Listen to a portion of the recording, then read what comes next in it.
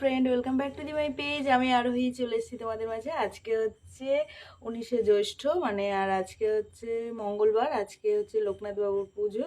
তো দেখো, আমি আজকে ডিউটি যাওয়ার আগে ভেবেছিলাম পুজো দিয়ে যাব, বাট সময় হয়ে ওঠেনি, তাই আমি ডিউটি থেকে এসে স্নান টান করে আমার লোকনাথ বাবুকে কেমনভাবে পুজো দিয়ে দিয়েছি, স্নান টান করিয়ে। তো যাই হোক, সব ঠাকুরকে দিয়ে দিয়েছি। এসে তোমাদের দাদাভাই বাজার করে এনে দিয়েই গেছিলো।